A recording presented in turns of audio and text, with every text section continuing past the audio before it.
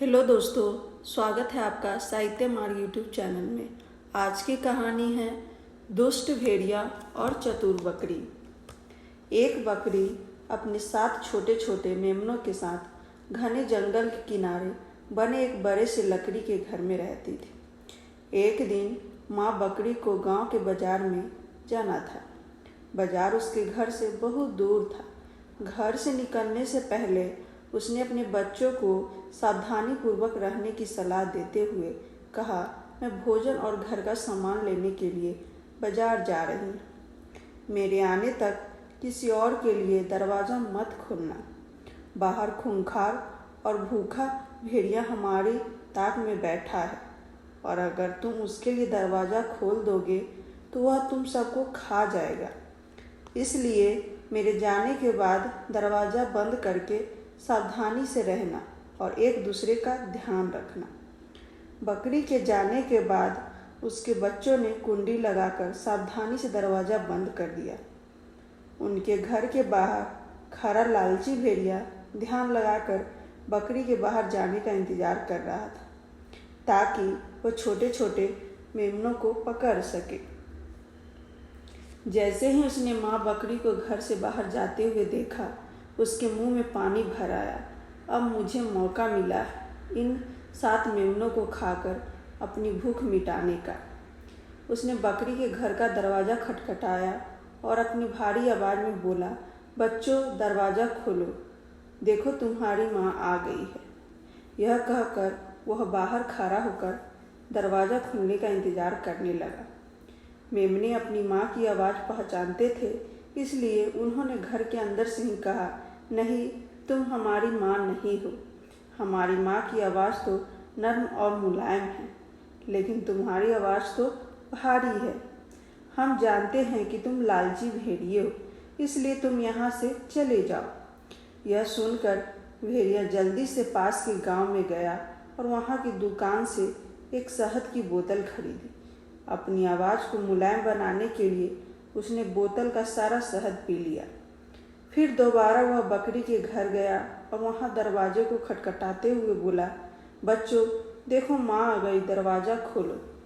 इस बार भेड़िए की आवाज़ थोड़ी मुलायम थी, इसलिए मेमने उसे पहचान न सके और उन्होंने दरवाजे में बने छेद से देखा तो उन्हें भेड़िया का काला और भद्दा पंजा दिखाई दिया। मेमनों ने फिर से कहा, तुम हमारी माँ नहीं हो। हमारी माँ के पंजे तो सफ़ेद और सुंदर है, जबकि तुम्हारा पंजा तो काला और भद्दा है। हम जानते हैं कि तुम दुष्ट भेड़िए हो, इसलिए तुम यहाँ से चले जाओ।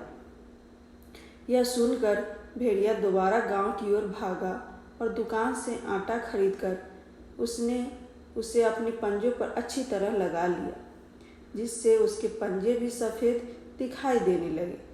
बच्चों दरवाज़ा खोलो, देखो माँ आई है, भेड़िए ने बकरी का घर का दरवाज़ा खटखटाते हुए कहा और उसने अपने सफ़ेद पंजे आगे कर दिए। इस बार भेड़िए की आवाज़ मुलायम और उसके पंजे सफ़ेद थे, इसलिए मेमने उसे पहचान न सके और अपनी माँ मानकर उन्होंने भेड़िए के लिए दरवाज़ा खोल दिया। ओह, यह तो भेड़िया है।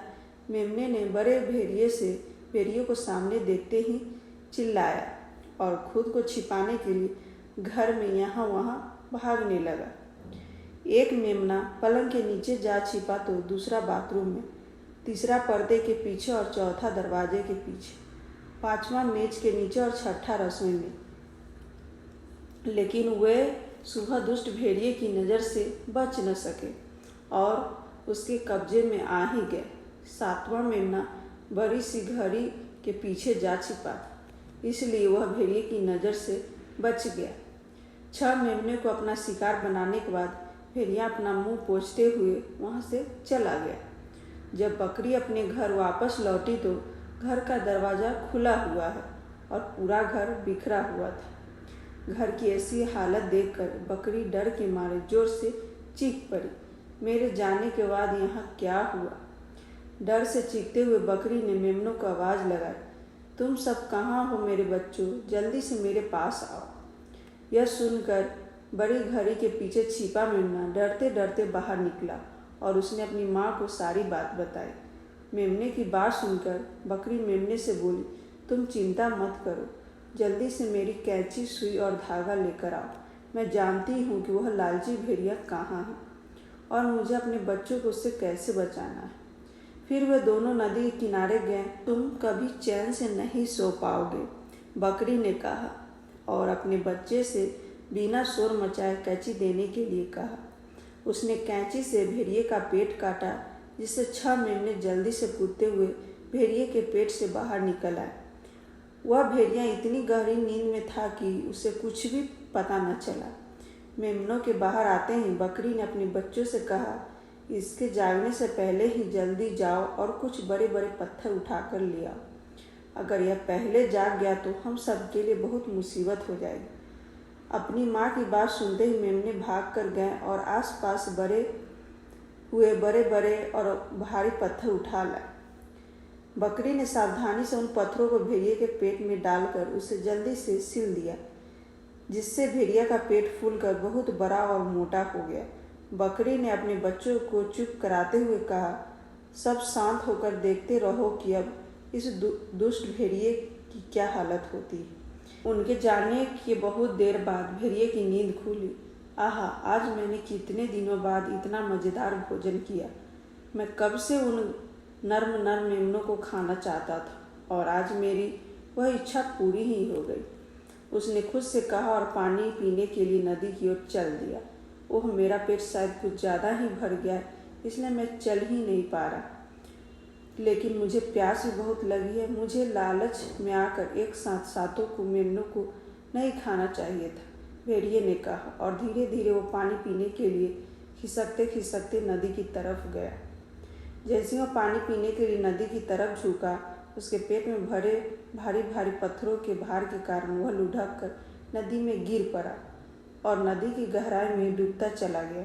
यह देखकर बकरी उसके बच्चे खुशी से शोर मचाते हुए झाड़ी के पीछे से बाहर निकले और निश्चिंत होकर अपने घर की ओर चल गए। इसके बाद किसी ने भी उस लालची और खूंखार भेड़िए को कभी नहीं देखा। इस वीडियो को लाइक एंड शेयर करें, इस चैनल को सब्सक्राइब करें। धन्यवाद।